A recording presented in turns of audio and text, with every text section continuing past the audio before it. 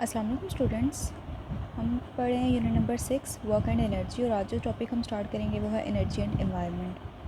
Energy and environment कैसे interlinked हैं, और जो पोल्यूशन है या जो डिफरेंट टाइप के पोल्यूटेंट्स हैं वो किस तरह एनवायरनमेंट को अफेक्ट करते हैं, इस टॉपिक में पढ़ेंगे।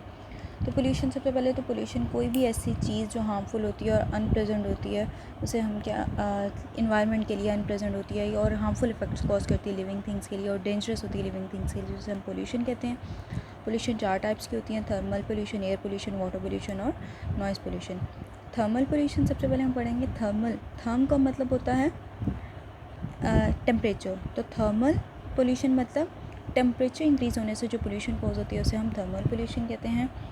पेज नंबर 134 पे पोल्यूशन सबसे पहले इसकी डेफिनेशन है। तो कोई भी ऐसी चीज़ जो एनवायरनमेंट की क्वालिटी को चेंज करे और नेगेटिव वे में, यानी हार्मफुल और अनप्लेजेंट और लिविंग थिंग्स के लिए जो इसके अंदर रह रहे हैं, उसे हम पोल्यूशन कहते हैं।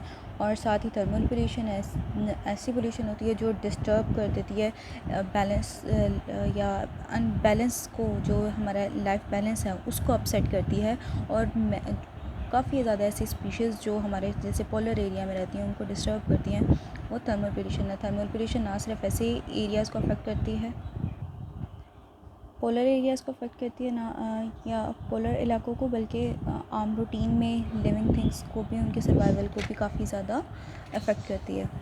तो thermal pollution upset the balance of life and endangers the survival of many species. Next हमारे पास है air pollution. Air pollution cause होती है जो वोल्केनिक एरप्शन, यानी जो वोल्केनोज एरप्ट होते हैं, जंगलात में आग लग जाती हैं, फ्यूल हम बर्न करते हैं, डस्ट स्टॉर्म्स वगैरह, ये सारे हमारे पास एयर पोल्यूटेंट्स होते हैं और ये एयर को काफ़ी ज़्यादा पोल्यूट कर देते हैं। और सबसे ज़्यादा जो डेंजरस इस वक्त है वो एयर पोल्यूशन है, यानी ये काफ़ी ज़्यादा हाई रिस्क होते हैं air pollution. High risk pollutants हैं जो हमारे एयर पोल्यूटेंट्स ना सिर्फ उसको भी एयर को भी पोल्यूट करते हैं, बल्कि ये भी बायस बनते हैं थर्मल पोल्यूशन का भी, क्योंकि इससे काफ़ी ज़्यादा ऐसे चीज़ें हवा में शामिल हो जाती हैं जो क्या करती हैं, उसको कैप्चर करती हैं, हीट को अपने साथ कैप्चर रखती हैं। नेक्स्ट हमारे पास है वाटर पोल्यूशन। वाटर पोल्यूशन जितने भी रेडियो एक्टिव या इंडस्ट्रियल वेस्ट से क्या किया जाता है, उनको पानी में बहा दिया जाता है, लेक्स में और ओशंस में, रिवर्स में, वहाँ बहा दिया जाता है। तो एक्वाटिक लाइफ के लिए काफ़ी ज़्यादा डेंजरस है, ना सिर्फ एक्वाटिक लाइफ के लिए बल्कि यही पानी बाद में पीने वाले पानी में भी शामिल होता है और इंसानी ज़िंदगी के लिए भी ख़तरनाक होता है। नेक्स्ट है नॉइज़ पोल्यूशन। नॉइज़ पोल्यूशन में हमारे पास है नॉइज़ ऑफ व्हीकल्स हैं, इंडस्ट्रीज़ हैं, हूटर्स हैं, हॉर्न्स हैं, ये सारी ऐसी चीज़ें हैं जो नॉइज़ पोल्यूशन का बायस बनती है और इंसानी सेहत के लिए सबसे ज़्यादा ख़तरनाक है। ये हमारे पास है। नेक्स्ट एयर पोल्यूटेंट्स के बारे में है। एयर पोल्यूटेंट्स कौन कौन से वोल्केनिक एरप्शंस की वजह से होते हैं: फॉरेस्ट फायर, डस्ट स्टॉर्म, ये सारे एयर पोल्यूटेंट्स हैं। बर्निंग और फ्यूल भी है, सॉलिड वेस्ट, ये सारी चीज़ें एयर पोल्यूशन का बायस बनती हैं।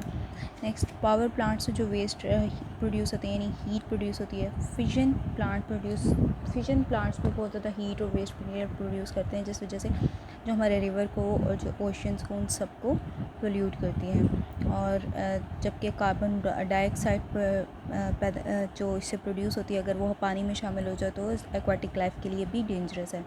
हम इसको कंट्रोल कैसे कर सकते हैं? हम ऐसी चीज़ें यूज़ करें जो इन्वायरमेंटल फ्रेंडली हों, जो इन्वायरमेंट को ज़्यादा नुकसान ना पहुँचाएँ।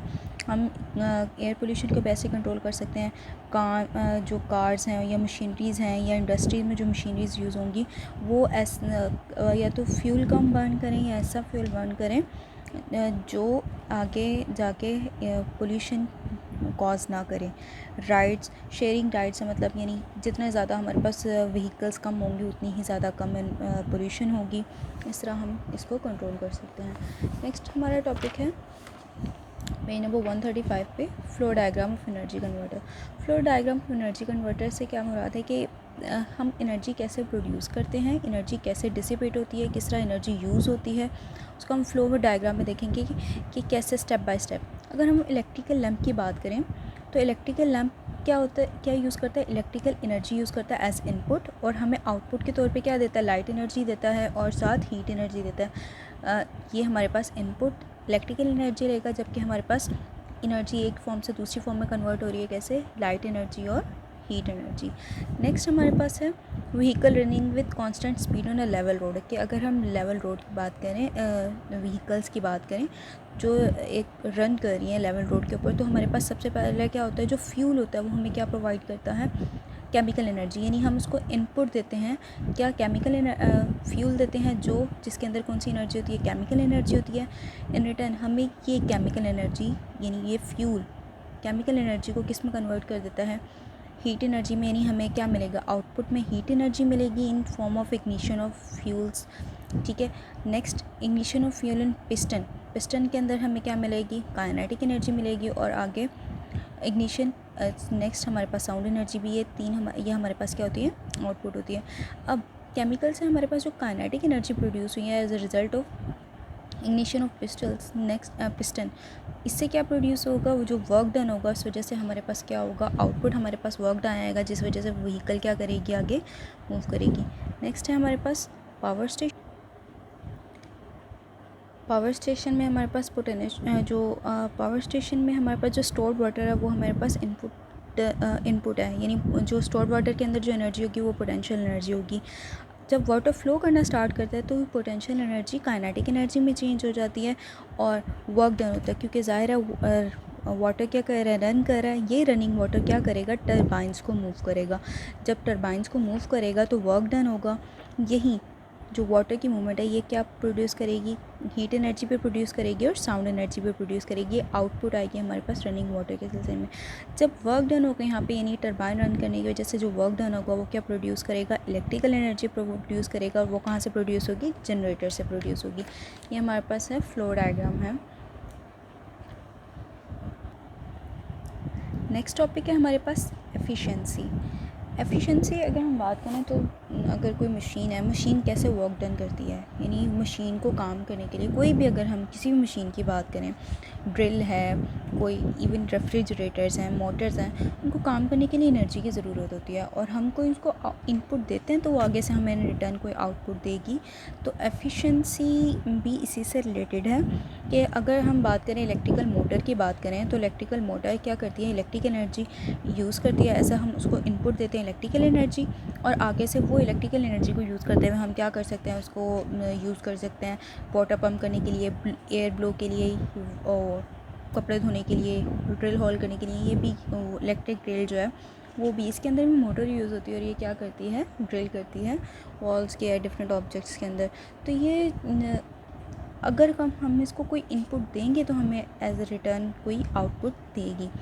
तो और कोई भी चीज़ हमें 100% आउटपुट नहीं देती। अगर हम इलेक्ट्रिक इसकी बात करें, ड्रिल की बात करें, तो जब ये चलती है तो साथ इससे क्या प्रोड्यूस होती है, साउंड एनर्जी भी प्रोड्यूस होती है, साउंड के साथ साथ हीट एनर्जी भी प्रोड्यूस होती है।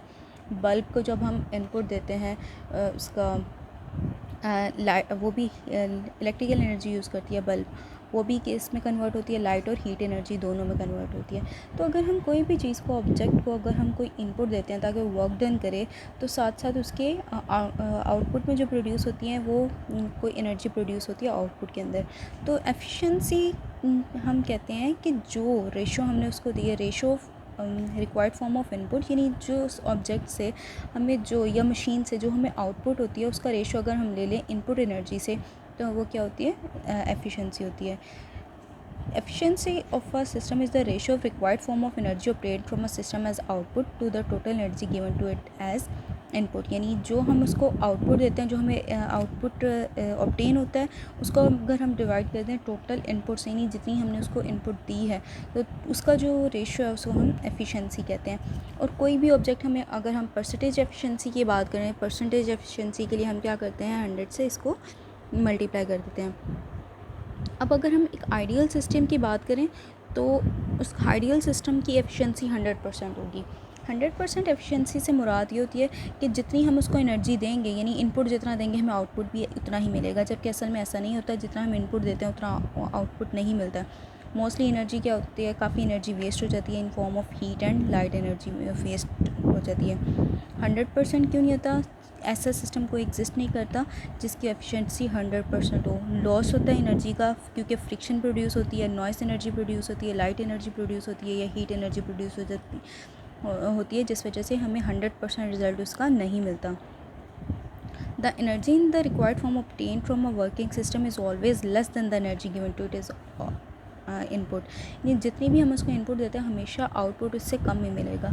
अगर हम बात करें ये डिफरेंट एमसीक्यूज़ में ये डिफरेंट ऑब्जेक्ट्स हैं, डिफरेंट मशीन्स एंड डिवाइसेस हैं जिन ये एमसीक्यूज़ में अमूमन आता है ये कि अगर हम इनपुट एनर्जी की हम बात करें तो अगर हम इन सब को 100 जूल इनपुट एनर्जी देंगे, अगर इलेक्ट्रिक लैम्प की बात करें तो सिर्फ 5 जूल वर्क डन हो रहा है। यानी 5 जूल लैम्प से हमें 5 जूल्स ऑफ एनर्जी रिक्वायर्ड हो रही है, बाकी 95% लॉस हो रहा है। और सोलर सेल में भी सिर्फ 100 जॉल में से 3 जॉल्स यूज़ हो रही है, इनकी एफिशिएंसी 3% है। और 80% जो मैक्सिमम एफिशिएंसी है वो इलेक्ट्रिकल मोटर दे रही है, वो 80 जॉल्स यानी 80% दे रही है, बाकी इसके में भी 20% लॉस हो रहा है as a in form of heat and sound.